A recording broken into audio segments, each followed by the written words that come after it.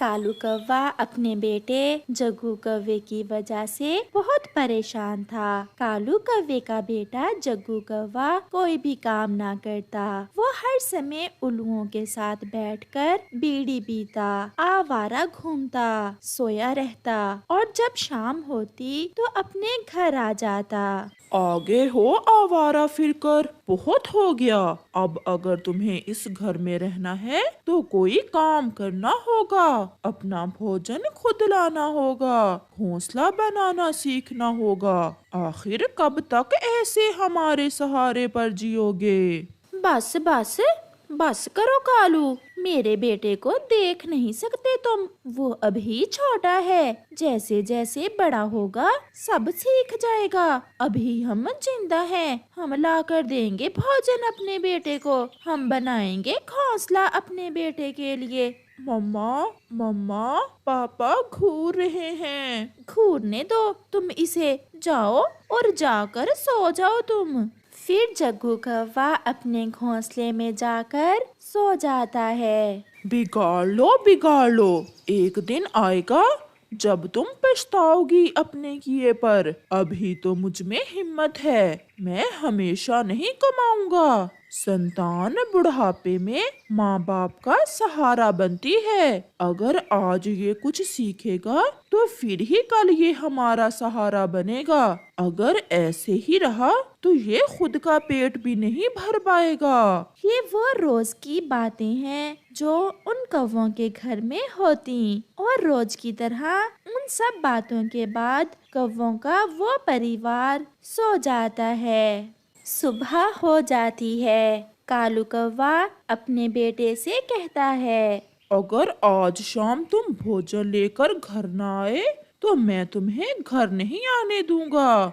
ये मेरा आखिरी फैसला है। मम्मा कहती हैं मैं अभी छोटा हूँ, खुद को बड़ा समझो, अब तुम इतने भी छोटे नहीं हो। फिर जग्गू कौवा जैसे ही घर से बाहर निकलता है, जग्गू की मम्मा गोरी कौवी जग्गू को एक थैली दे देती है। मैंने सब सुन लिया है, इस थैली में भोजन है। जब शाम को घर लौटो तो इसमें से भोजन निकाल कर अपने पापा को दे देना और कहना कि ये भोजन तुम ढूंढ कर लाए हो। मेरी मम्मा मेरा कितना ख्याल करती हैं। जग्गू वो थैली लेकर घर से चला जाता है। वो पहाड़ों पर जाकर सो जाता है। फिर उसका दोस्त उल्लू आ जाता है जो उसके लिए तेज बीड़ी लेकर आया था।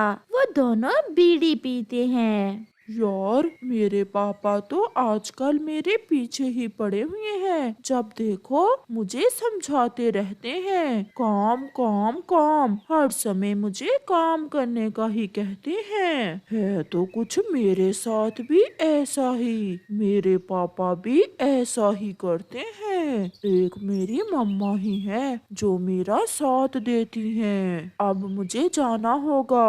फिर जग्गू उस थैली में से दाने निकाल कर अपनी चोंच में लेता है और घर की तरफ चल देता है। ये ले पापा, मैं ले आया भोजन।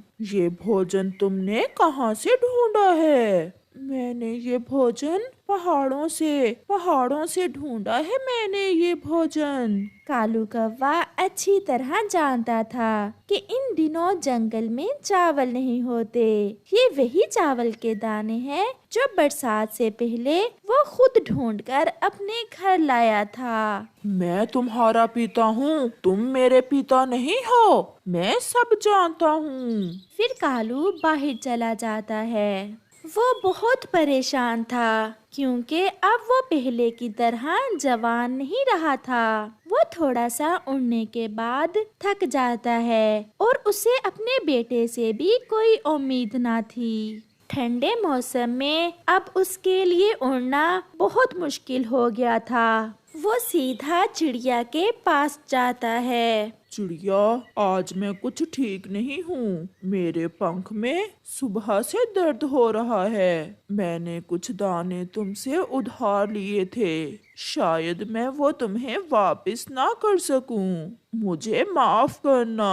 कालू भैया, क्या हुआ है? आज आप कैसी बातें कर रहे हैं? हम दोस्त हैं और हम हमेशा मुश्किल समय में एक दूसरे के काम आए हैं। मैं कौन सा आपसे दाने मांग रही हूँ। मैंने सारी जिंदगी काम किया, घर बनाया, मेहनत की, मगर मैं अपने बेटे को समय न दे सका और उसकी माँ ने उसे बिगाड़ दिया। अब ना तो वो कोई काम करता है और ना ही मेरा कहना मानता है। मैं उसकी वजह से बहुत परेशान हूँ। आप चिंता न करें कालू भैया, जग्गू समय के साथ साथ सब सीख जाएगा। कुछ दिन बाद कालू कौवा मर जाता है। चिड़िया, कबूतर, तोता और बुलबुल कालू के घर में आए बैठे थे। वो सब कालू के मरने पर बहुत दुखी थे। जग्गू अपनी मम्मा से कहता है, मम्मा, अब भोजन कौन लाएगा? गोरी खामोश थी। मम्मा, मेरा दोस्त उल्लू मेरा इंतजार कर रहा होगा। मैं जा रहा हूँ। अब तो पापा भी नहीं हैं जो मुझे डांटेंगे। आज मैं थोड़ा लेट ही घर आऊँगा। जग्गू तो वहाँ से चला जाता है, मगर गोरी कौवी रोए जा रही थी और उस समय को पछता रही थी जब उसने अपने पति की बात ना मानी और अपने बेटे को बिगाड़ती रही। मगर अब रोने और पछताने से कुछ ना होने वाला था। प्यारे दोस्तों, संतान की अच्छी तरबियत माँ और बाप दोनों की जिम्मेदारी होती है। अगर बाप बाहर से कमा कर लाता है तो माँ को भी चाहिए कि अपनी संतान पर नजर रखे, उसे अच्छे और बुरे में फर्क बताए ताकि कल वो अच्छे और सच्चे पक्षी बन सके।